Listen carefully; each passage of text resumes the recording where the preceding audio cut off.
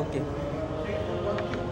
মুনেম ওয়াসিফ তার শিল্পকলার শিল্পচর্চার মাধ্যমে যে চিত্রগুলো ফুটিয়ে তুলেছে তা আমরা এখন ইতিমধ্যে দেখতে পাচ্ছি এবং আপনাদেরকে দেখানোর চেষ্টা করছি সেই ছোটোবেলা থেকে সেই ছবিকে খুব বেশি ভালোবাসতেন এবং পুরান ঢাকায় সে বড় হয়েছে এবং তার ছবি তোলাটাই শুরু হয়েছে পুরান ঢাকা থেকে। এবং আমরা যেমনটি দেখতে পাচ্ছি যে একটি মসজিদের সামনে তিনি যেই চিত্রটি এঁকেছেন তা দেখতে অনেকটা অলৌকিক মনে হলেও তিনি তার ক্যামেরায় সেটি ধারণ করেছেন এবং পরবর্তীতে আমরা যেই ছবিটি বা চিত্রটি দেখতে পাচ্ছি সেটি একটি সেলুনের এবং আমরা দেখতে পাই যে বেশিরভাগ তার যেই ছবিগুলো রয়েছে সেই ছবিগুলো পুরান ঢাকা থেকে তিনি কালেক্ট করেছে এমনটি আমরা জানতে পেরেছি।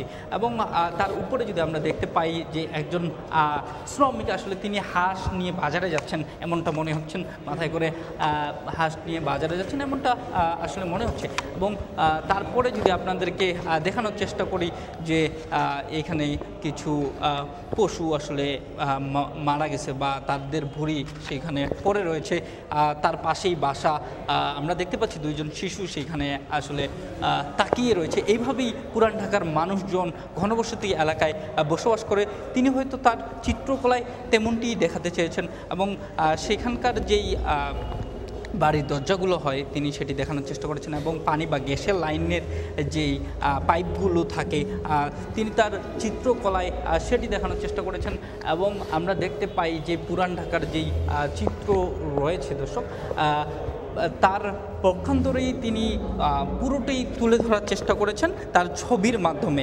এবং তার কাজে শুধু ছবি তোলার মধ্যে সীমাবদ্ধতা ছিল না, বরং ফিল্ম, ভাস্কর্য সহ নানা মাধ্যমে তিনি পুরান ঢাকার বহুমাত্রিক ইতিহাস, স্থাপত্য এবং সংস্কৃতি, সেখানকার মানুষের দৈনন্দিন জীবনযাত্রার জটিলতা, রূপকার তিনি ধারণ করেছেন এবং সেটি তিনি এই চিত্রর মাধ্যমে দেখানোর চেষ্টা করেছেন।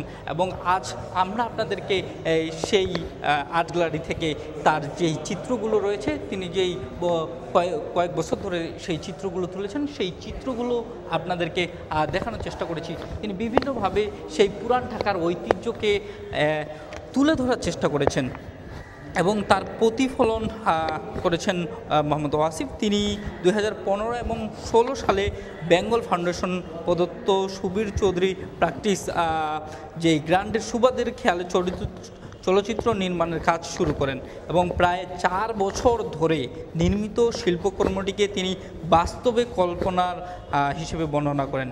খেয়াল এবং দেশের বাইরে প্রদর্শিত হয়েছে, এই সমালোচকদের দৃষ্টি আকর্ষণ করেছে। বেঙ্গল আর্টস প্রোগ্রামটি নিবেদিত ক্রমশই প্রদর্শিত দেশের প্রথমবার খেয়াল উপস্থাপিত হয়েছে। বিষয়ের প্রথমেই মুনেম ওয়াসিফের দীর্ঘমেয়াদী এবং গভীর মনোনিবেশ তাকে সমকালীন শিল্পীদের মাঝে স্বতন্ত্র করে তুলেছে। মুনেম ওয়াসিফের শিল্পকর্ম সময় পরিবর্তন এবং সর্বশেষে একটি দৃষ্টিভঙ্গি পরিলক্ষিত হয়েছে। একই সঙ্গে তার কাজের পরিসরের ক্রমশ বিকাশ, স্মৃতি ও ইতিহাসের সঙ্গে এ ধরনের সংলাপ তৈরি করে, যা দর্শকের আত্ম অনুসন্ধানে প্রমাণিত হয়েছে। এবং আমরা কয়েকটি ভিডিও চিত্র দেখতে পাচ্ছি মুনেম ওয়াসিফের। সেই ভিডিও চিত্রর মাধ্যমেও তিনি আসলে পুরান ঢাকার যে ঐতিহ্য, যে সংস্কৃতি, সেই ঐতিহ্য সংস্কৃতি তিনি তুলে ধরার চেষ্টা করেছেন সেই ভিডিওর মাধ্যমে।